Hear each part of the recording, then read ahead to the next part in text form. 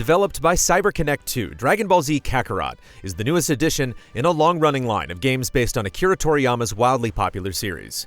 Though many games have covered its story and world in the past, these aspects have often taken a back seat to the over-the-top combat the series is known for.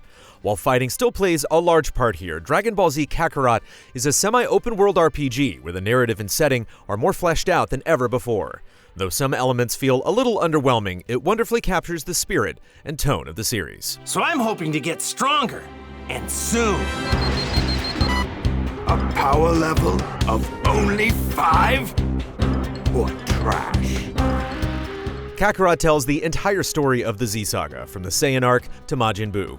Even though these are plot lines we've experienced many times before, there's never been a game adaptation that's told it this well, or had so much care put into it. Cutscenes look stunning, and it's a treat to behold iconic moments that are now fully realized in-game. The soundtrack also does a decent job of setting the mood, but it never really stands out, like the cinematics. At its core, Kakarot is about flying around large maps, picking up quests, and battling enemies along the way.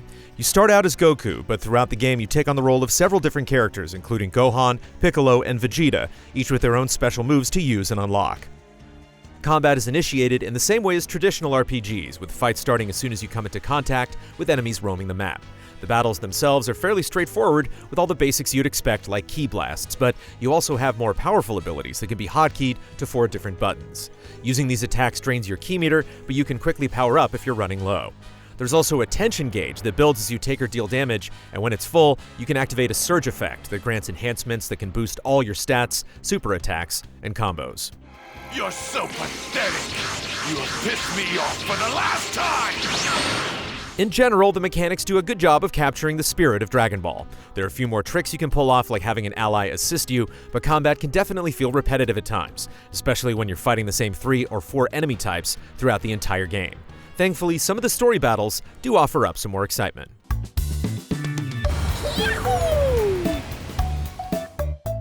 By far, Kakarot's most appealing aspect is its world, which has never been realized so well. Areas are huge and filled with many signs of life that include iconic locations such as Goku's house, Capsule Corporation headquarters, and planets like Namek and the Land of Kai.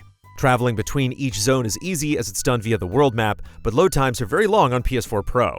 With quests having you frequently travel to different areas, it can feel far more tedious than it needs to be. While out in the world, there's a decent number of things to do. You can collect Z-Orbs, which are used to purchase new abilities, go fishing, or collect ingredients like food and minerals. But this can get old fast. Luckily, these materials can lead to more interesting things like building a hover car or cooking food, which grants helpful buffs. There's a healthy number of side quests to tackle throughout your adventure, each offering its own rewards in the form of XP and items. A great aspect of these quests is getting to see characters that were left out of the Z Saga, like Launch and the Pilaf Gang. But actually doing them can feel pretty dull, as they mostly just boil down to fighting the same enemies you've already battled 100 times. The Dragon Balls can also be collected at different parts of the story. When all 7 have been obtained, you're able to have wishes granted. Your options range from asking for more Z-Orbs, money, or rare items to fighting previously defeated enemies such as Raditz or Nappa.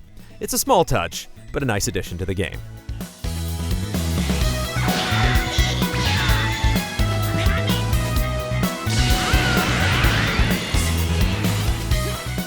Training has always been a large part of the series, and this is no different in Kakarot. In each zone, there are training spots where you can battle avatars to unlock new abilities. You can also spend Z-Orbs you've collected to acquire enhancements for each character in their skill trees.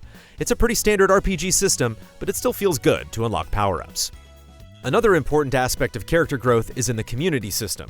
Communities are essentially groups that you can place characters' emblems into to gain buffs. For instance, the Z-Warrior community gives buffs to help you in battle like increased melee damage, while the training community gives more battle XP or defense. Each character emblem can be strengthened by giving them gifts, which in turn raises the level of the community that character is in.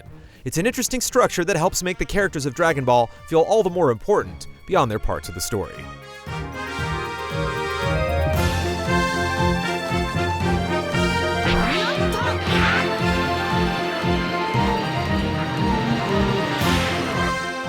Dragon Ball Z Kakarot is a solid entry in the long-running line of games based on the franchise. It's clear CyberConnect 2 put a lot of love into this project, and it especially shows in how the story and locations are presented. However, it's held back by repetitive combat encounters and dull side quests. Despite its shortcomings, Dragon Ball Z Kakarot is still an enjoyable adventure, whether you're a longtime fan or a newcomer.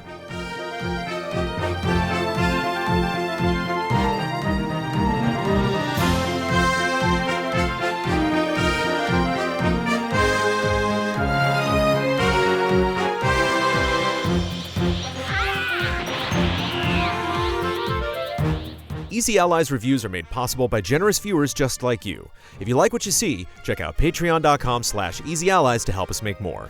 For just $1 a month, you can gain access to weekly updates, spoiler discussions, and exclusive shows.